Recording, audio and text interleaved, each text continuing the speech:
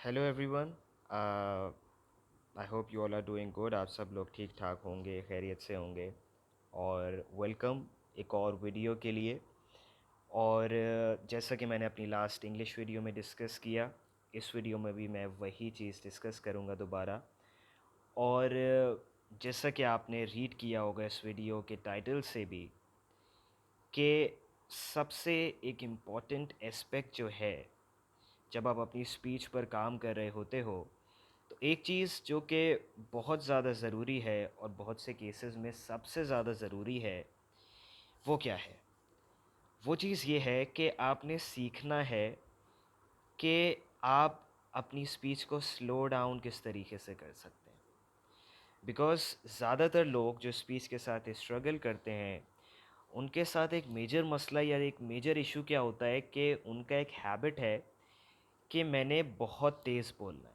उनका एक तेज़ बोलने का हैबिट होता है। इसके बहुत से रीज़न्स होते हैं। एक रीज़न इसका ये होता है कि आपको लगता है कि सामने वाला आपकी बात नहीं सुनेगा। अगर आप हल्के बोलोगे, सॉरी, अगर आप स्लो बोलोगे, हल्के नहीं स्लो बोलोगे, तो सामने वाला आपकी बात नहीं सुनेगा, वो आपका इंतज़ार नहीं करेगा।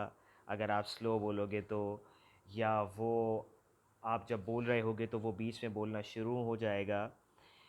तो ये सारे मिसकॉन्सेप्शन और मिथ्स होती हैं, स्पेशली उन लोगों के साथ जो अपनी स्पीच के साथ वन वे और द अदर स्ट्रगल करते हैं। सिर्फ उन लोगों के साथ नहीं, इनफैक्ट उन लोगों के साथ भी जो कि हु स्पीक नॉर्मली, बट वो फास्ट बोलते हैं, वो तेज़ बोलते हैं। तो इसके बहुत से रीज़न्स होते हैं। एक तो ये हैबिट होता है। एक रीज़न इसका ये होता है कि आपको लगता है कि सामने वाला आपकी बात नहीं सुनेगा। एक रीज़न ये होता है कि आप बहुत बोलने से रिलेटेड आप बहुत एंग्शियस फ़ील कर रहे होते हो। आप खौफ़ज़दा होते हो अपनी स्पीकिंग सिचुएशन को लेके, तो उस एंग्ज़ायटी की वजह से आप तेज़ बोलने लगते हो। और आपको लगता है कि बस मैंने जल्दी-जल्दी बोल के इसको ख़त्म करना है किसी तरीके से। आप उस स्पीकिंग सिनेरियो को एन्जॉय नहीं कर रहे होते। तो ये सारे रीज़न्स होते हैं जो कि स्पेशली वो लोग फेस करते हैं जो कि अपनी स्पीच के साथ स्ट्रगल करते हैं, स्पेशली स्टटरिंग, स्टैमरिंग, जिसको हकलाना भी कहा जाता है, और बहुत से डिफरेंट स्पीच इश्यूज़। तो उनको लगता है कि इसका सॉल्यूशन ये है कि हमें तेज़ बोलना है, हमें फ़ास्ट बोलना है। और अनफॉर्चुनेटली ये सॉल्यूशन नहीं है, ये आपकी मेजर प्रॉब्लम ही यही है कि आप तेज़ बोल रहे हो, आप फास्ट बोल रहे हो। और I was a very fast speaker as well. In fact अभी भी मैं अपने आप को कुछ स्पीकिंग सिचुएशंस में देखता हूँ कि मैं बहुत फास्ट बोल रहा हूँ या मैं बहुत तेज़ जा रहा हूँ, तो वहाँ पर मुझे ख़ुद को रिमाइंड करवाना पड़ता है कि जस्ट रिलैक्स, स्लो डाउन। तो ये कि बहुत इंपॉर्टेंट चीज़ है, but I was a very fast speaker. तो ये एक चीज़ है जो कि आपने सबसे पहले सीखनी है और सबसे पहले इस चीज़ के ऊपर काम करना है, आपने अगर अपनी स्पीच को नेक्स्ट लेवल के ऊपर लेके जाना है। और ज़्यादातर ये फर्स्ट स्टेप होता है जो कि आपने लेना होता है अपनी स्पीच के रिस्पेक्ट से। तो इस प्रो 90 स्पीच सिस्टम में सिर्फ ये नहीं सिखाया जाता कि आपने स्लो बोलना है या आपने आहिस्ता बोलना है। ये भी सिखाया जाता है कि आपने स्लो किस तरीके से बोलना है, आपने स्लो कैसे बोलना है, आहिस्ता कैसे बोलना है। ये एक बहुत इंपॉर्टेंट चीज़ है। यानी कि हम आपको ये नहीं कह रहे सिर्फ कि आपने स्लो बोलना है, बिकॉज़ ये कोई सोल्यूशन नहीं है। तो इस कोर्स में अगर आप इन्वॉल्व होते हैं, ये कोर्स आप अगर लेते हैं, तो आपको ये सीखने को मिलेगा कि how to slow down your speech. Slow बोलना है तो स्लो कैसे बोलना है। तो उसके ऊपर बहुत सारे इस कोर्स के अंदर बहुत सा कंटेंट है जो कि स्पेसिफ़िकली इस चीज़ को टारगेट करता है, डील करता है। लेकिन इस छोटी सी वीडियो में मैं वो सारी चीज़ें डिस्कस नहीं कर सकता। ब्रीफली अगर आपको मैं ये बताऊं, वो कौन कौन से मेजर्स हैं जो कि आपने लेने हैं।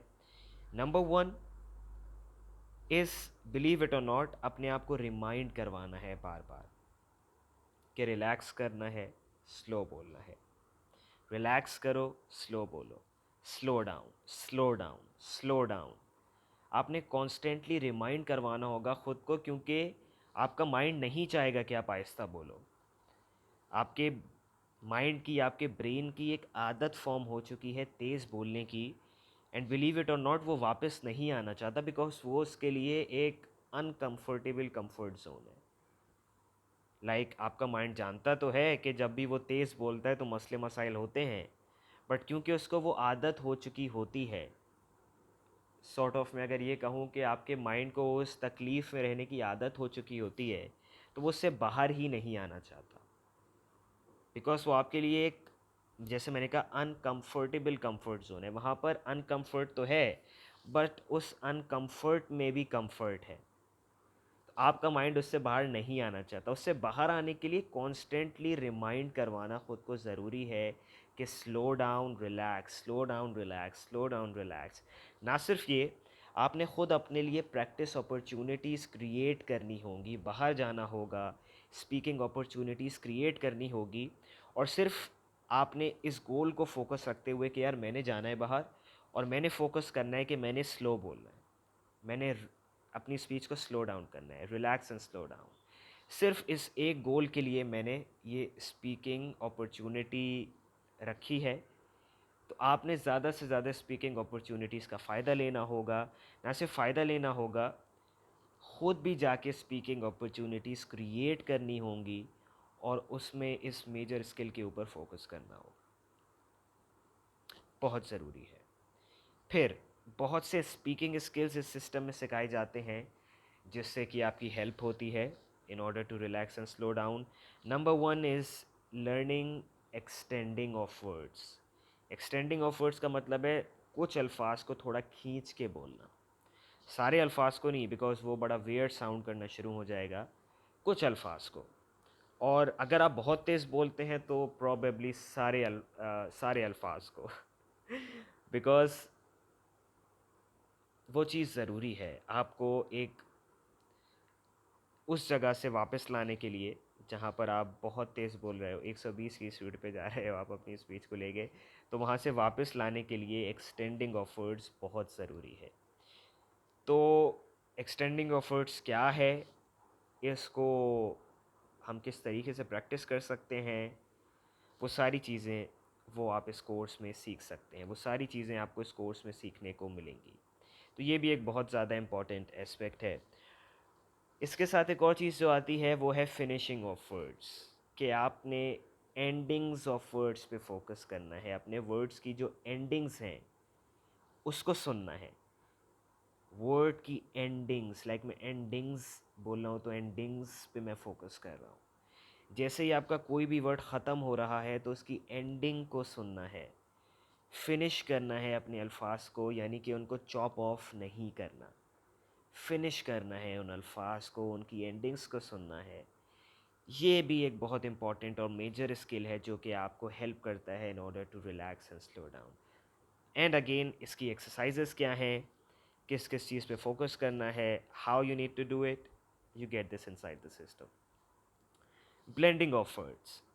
ब्लेंडिंग ऑफ वर्ड्स जो कि एक्सटेंडिंग के साथ ही जिसकी बात की जाती है mostly. Extending and blending. Extending जैसे मैंने आपको बताया, कुछ अल्फाज को खींच के बोलना। और ये सिर्फ इसलिए इस्तेमाल नहीं होता कि आपने स्लो डाउन करने अपनी स्पीच को। इस स्किल को एक्सेलेंट स्पीकर्स यूज़ करते हैं जब भी उन्होंने एम्फसाइज करना होता है अपने अपने किसी भी वर्ड को। कोई ऐसा वर्ड है जो कि मैंने एम्फसाइज करना है, जैसे मैं बोलूँ कि इस वीडियो का जो टाइटल है, टाइटल को मैंने एक्सटेंड किया। टाइटल, टाइटल एक्सटेंडिंग, मैंने उस पर एम्फसाइज किया। एम्फसाइज के लिए भी एक मेजर स्किल है जो कि एक्सीलेंट स्पीकर्स यूज़ करते हैं, जो कि one of the best speakers in the world हैं, वो इस स्किल को यूज़ करते हैं अपने एडवांटेज के लिए। तो इसके बहुत से फ़ायदे हैं। फ़िलहाल extending of words, blending of words. Blending of words का मतलब होता है कि आपने वर्ड्स को फ़्लो में बोलना है, रुक रुक के नहीं बोलना, वर्ड बाय वर्ड नहीं बोलना कि आपने एक वर्ड बोला फिर आप रुक गए, फिर अगला वर्ड बोला फिर आप रुक गए, बिकॉज ऐसे आपके जाके अटकने के चांसेस भी ज़्यादा होंगे, और आप अपने माइंड को एक अपॉर्चुनिटी दे रहे हो कि वो एक एक वर्ड को सोचे, उसको लेकर परेशान हो, और फिर स्पीच स्पीच इश्यूज़ हो। ब्लेंडिंग ऑफ वर्ड्स भी बहुत इंपॉर्टेंट है। ब्लेंडिंग ऑफ वर्ड्स का मतलब है इस तरीके से बोलना कि वर्ड्स के बीच में कोई गैप नहीं आ रहा और एक फ़्लो में वर्ड्स को बोला जा रहा है। जैसे कि आपने सांस इनहेल की, उसको जब एक्सहेल किया आपने, so just see it like, और जस्ट पिक्चर इट लाइक कि वो वर्ड्स उस एयर के ऊपर फ्लो कर रहे हैं, right? This is blending of words. Again ये एक बहुत वास्ट स्किल है, बहुत इसमें इसके ऊपर बहुत सारा कंटेंट है जो कि इस सिस्टम में है, and you only get this if you get inside the system. तो ये स्किल्स हैं, constantly reminding your self to relax and slow down. इन चीज़ों को आपने बार बार यूज़ करना है until it becomes a habit and it starts happening on its own. It's not easy. बहुत ज़्यादा वक्त लगाना होगा अपने इस चीज़ के ऊपर। पहले ख़ुद प्रैक्टिस करना होगा जब आप ख़ुद के साथ होंगे, फिर ज़्यादा से ज़्यादा बाहर जाके इस स्किल को प्रैक्टिस करना होगा until it becomes a habit. Okay? So please like share and subscribe. I know ये बहुत इंपॉर्टेंट चीज़ें हैं जो मैं डिस्कस कर रहा हूँ, तो ज़्यादा से ज़्यादा उन लोगों के साथ शेयर करें जिनको इस चीज़ की वाकई ज़रूरत है। और लाइक शेयर एंड सब्सक्राइब। और इसके अलावा डिस्क्रिप्शन में मैंने लिंक दिया हुआ है सेल्फ स्टडी कोर्स का, जिसमें वो पूरा कोर्स अवेलेबल है जिसकी मैं बात कर रहा हूँ।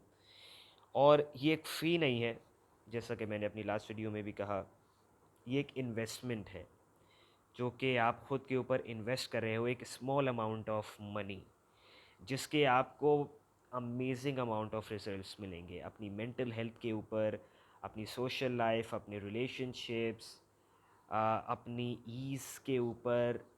आपके लिए जॉब अपॉर्चुनिटीज़ बढ़ जाएंगी, फाइनेंशियल रिटर्न्स बढ़ जाएंगे, लोग आपको एक बेहतर नज़र से देखेंगे, आपकी वैल्यू बढ़ जाएगी दुनिया के सामने।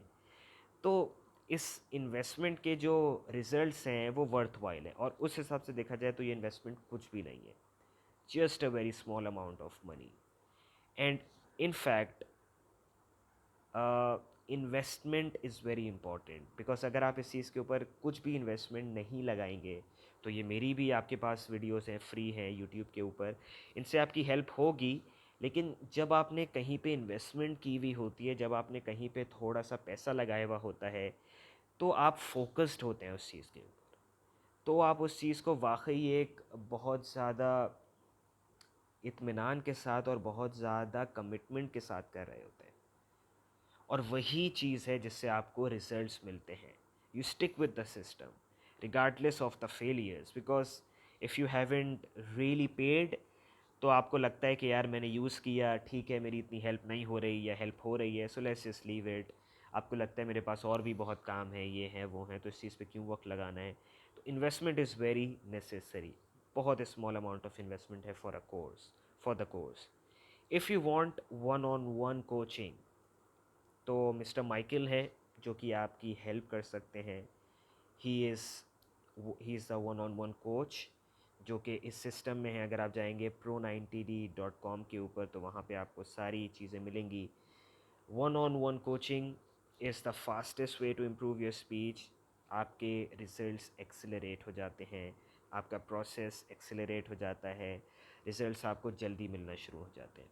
आई can also work with you as a one on one coach. मैं इस वक्त ट्रेनिंग में हूँ, मेरी ट्रेनिंग हो रही है in order to become a certified Pro90D speech coach. और फ़ायदा ये होगा, I can work with you in English, I can work with you in in the language of Urdu and in Hindi as well, because Urdu Hindi almost एक ही languages हैं या एक ही language है। तो आई can work with you on that, और मैं या मिस्टर माइकल, हम लोग आपके रिजल्ट्स को मल्टीप्लाई कर सकते हैं, और बहुत वो रिजल्ट्स आपको फास्ट वे में, क्विक वे में मिल सकते हैं, यानी कि आपका प्रोसेस एक्सेलरेट हो सकता है। So if you are interested in the one on one coaching, then मैं यहाँ पर अपना ईमेल एड्रेस ड्रॉप कर रहा हूँ। आप उसमें मुझे ये बात बोल सकते हैं कि I am interested in working one on one, और उसके बाद जो भी नेक्स्ट स्टेप्स हैं उनको हम डिस्कस कर लेंगे। So it's worth the investment, it's worth getting into the system, और आपके रिजल्ट्स मल्टीप्लाई होते चले जाएंगे, and it's going to be worth it. So I hope ये वीडियो आपको अच्छी लगी होगी और बहुत ज़्यादा पसंद आई होगी। बहुत इंपॉर्टेंट एस्पेक्ट है ये जो कि मैंने इस वीडियो में डिस्कस किया है। इसको शेयर करते रहें, लाइक करते रहें, सब्सक्राइब करते रहें ज़्यादा से ज़्यादा, और आपसे मुलाकात होगी नेक्स्ट वीडियो में। Thank you. अल्लाह हाफ़िज़।